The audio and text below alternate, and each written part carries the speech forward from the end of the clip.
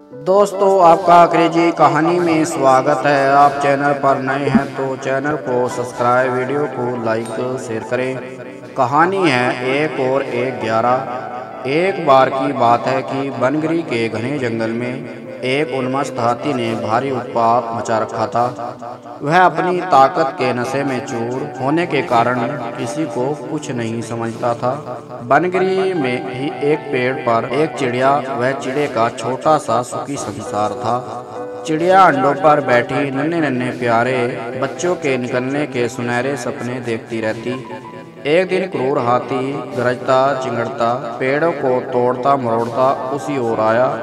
देखते ही देखते उसने चिड़िया के घोंसले वाला पेड़ भी तोड़ डाला। घोंसला नीचे आ गिरा, अंडे टूट गए और ऊपर से हाथी का पैर उस पर पड़ा। चिड़िया व चीरा चीखने चिल्लाने के सिवा कुछ न कर सके। हाथी के जाने के बाद चिड़िया छाती पीट पीट कर रोने लगी। तभी वहाँ कठफोड़ी आई। वह चिड़िया की अच्छी मित्र थी। कठफोड़ी ने उसके रोने का कारण पूछा तो चिड़िया ने सारी कहानी कह डाली।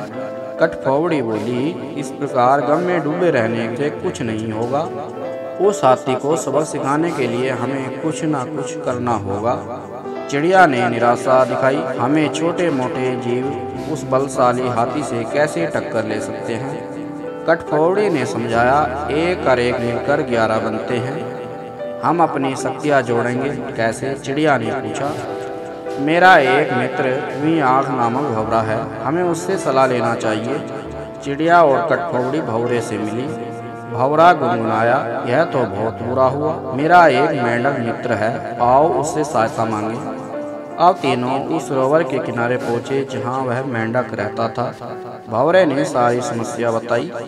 मेंढक भर्रा इस स्वर में बोला, आप लोग धैर्य से जरा यहीं मेरी प्रतीक्षा करें, मैं गहरे पानी में बैठकर सोचता हूँ। ऐसा कहकर मेंढक जल में कूद गया।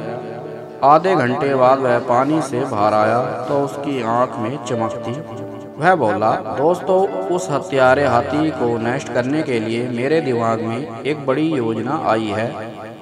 उसमें सभी का योगदान होगा। मेंढक ने जैसे ही अपनी योजना बताई, सब खुशी से उछल पड़े। योजना सचमुच अद्भुत थी। मेंढक ने दोबारा बारी बारी सबको अपना अपना रोल समझाया। कुछ ही दूर वह उन्मस्त हाथी तोड़फोड़ मचाकर वह पेड़ भरकर कोपले वाली शाखाएं खाकर मस्ती से खड़ा झूम रहा था। पहला काम भंवरे का था। वह हाथी के कानों के पास जाकर मधुर राग गुजारने लगा। राग सुनकर हाथी मस्त होकर आंखें बंद करके झूमने लगा। तभी कठफोड़ी ने अपना काम कर दिखाया। वह आई और अपने सुई जैसी नकुली चोंच से उसने तेजी से हाथी के दोनों आंखें बीन डाली। हाथी की आंखें फूट गईं। वह तड़पता हुआ अंधा होकर इधर उधर भागने लगा। जैसे समय बीतता जा रहा था, हाथी का क्रोध बढ़ता जा रहा था। आंखों से नजर न आने के कारण ठोकरों और टकरों से शरीर जख्मी होता जा रहा था। जख्म उसे और चिल्लाने पर मजबूर कर रहे थे। चिड़िया कहता स्वर में मेंढक से बोली, भैया, मैं आजीवन तुम्हारी आभारी रहूंगी। तुमने मेरी इतनी सहायता कर दी। मेंढक ने कहा, आभार मनाने की जरूरत नहीं, मित्र ही मित्रों के काम आते हैं। एक तो आंखों में जलन और ऊपर से चिल्लाते चिंगाड़ते हाथी का गला सूख गया। उसे तेज प्यास लगने लगी। अब उसे एक ही चीज की तलाश थी, पानी।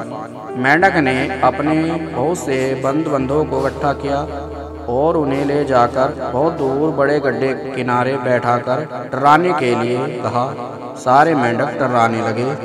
मेंढक की टर्राहट सुनकर हाथी के कान खड़े हो गए। वह यह जानता था कि मेंढक जल स्रोत के निकट ही वास करते हैं। वह उसी दिशा में चल पड़ा। टर्राहट और तेज होती जा रही थी। प्यासा हाथी और तेज भागने लगा। जैसे ही हाथी गड्ढे के निकट पहुंचा, मेंढकों ने पूरा जोर लगाकर टर्राना शुरू किया। हाथी आगे बढ़ता और विशाल पत्थर की तरह गड्ढे में जा गिरा, जहां उसके प्राण पंखेरु उड़ते देर न लगी। इस प्रकार उस अहंकार में डूबे हाथी का अंत हुआ। दोस्तों, इस कहानी से यही शिक्षा मिलती है, एकता में बल है। अहंकारी का देर सवेर अंत जरूर होता है। कहानी पसंद आए तो चैनल को सब्सक्राइब, वीडियो को लाइक शेयर करें।